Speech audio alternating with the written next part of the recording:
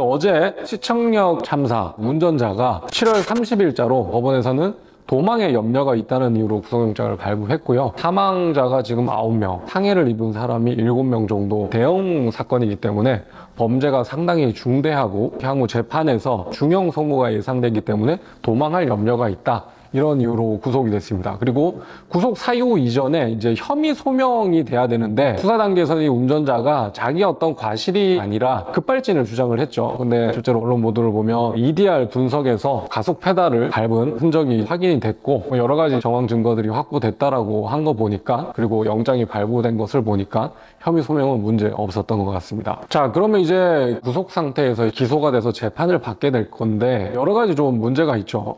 일단은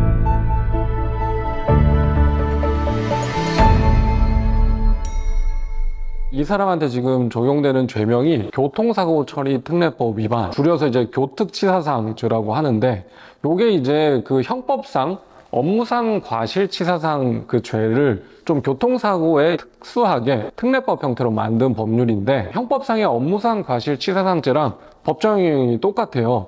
금고 5년 이하의 징역 또는 2천만 원 이하의 벌금형에 처해지거든요. 그러니까 살인죄 같은 경우에는 사형 무기징역 또는 5년 이상의 징역형에 처하게 되는데, 과실로 사람이 이렇게 사망한 경우에는 금고 5년 이하라고 이제 규정을 하고 있다는 겁니다. 징역과 금고형의 차이가 뭐냐? 징역은 감옥 가서 형을 복역하기도 하고 노역이라는 걸 해요. 그 안에서 이제 일을 하는 것도 같이 병행을 한다는 거죠. 하지만 금고는 감옥에 가는데 감옥에 형만 살고 노역이 면제되는 게 금고예요. 그러니까 이제 징역형보다는 법률적으로 좀 더 이제 가벼운 처분이라고 할 수 있겠죠. 그 이유가 고의범과 과실범의 차이인데, 고의범이라는 거는 범행의 어떤 결과가 이렇게 발생할 거라는 거를 이제 인식하고 있어요. 그러니까 내가 누군가를 칼로 찌르면 죽는다는 걸 이미 알고 있죠. 알고 있음에도 죽었으면 좋겠다는 마음으로 찌른 거죠. 뭐 이게 고의범이라면, 과실은 예를 들어서 내가 운전을 하는데 전방주시 의무를 잘 해야 되는데 휴대폰 보느라 앞을 잘 안 보면 사고가 날 거라는 거 알아요.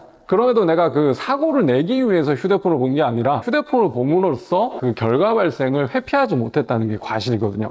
그렇기 때문에 고의로 한 살인죄 같은 경우에는 법정이 높은 것이 그 결과 발생을 의욕했다는 점에서 비난 가능성이 높기 때문에 법정이 높습니다. 반대로 이제 과실범의 경우에는 그 정도의 비난 가능성은 없기 때문에 상대적으로 이제 법정형이 약한 건데, 그래도 해도 너무 약하다라는 게 지금 이 사건의 문제죠. 사람이 자그마치 9명이나 사망했습니다. 그런데도 법정 최고형이 5년 이하의 금고밖에 안 된다는 거예요. 이게 9명이 하나의 교통사고로 다 같이 사망했기 때문에 형법 40조의 상상적 경합인데, 이런 경우에는 각 피해자별로 해당되는 죄명이 지금 교특치사잖아요.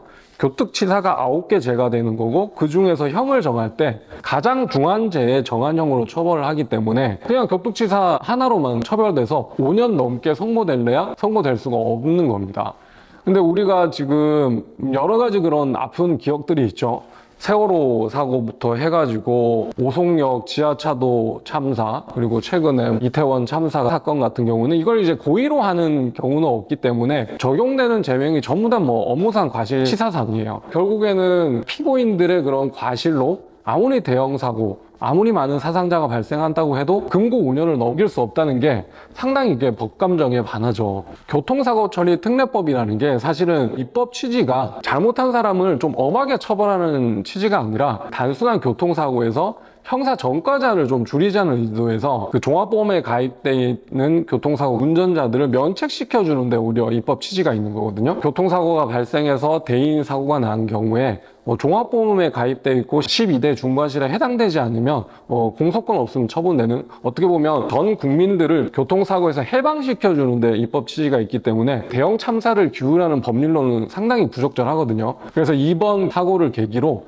대형 참사 사건에 좀 맞는 그런 이제 법정형을 구비한 특례법이 좀 신설됐으면 좋겠다는 바람입니다. 오늘 여기까지입니다.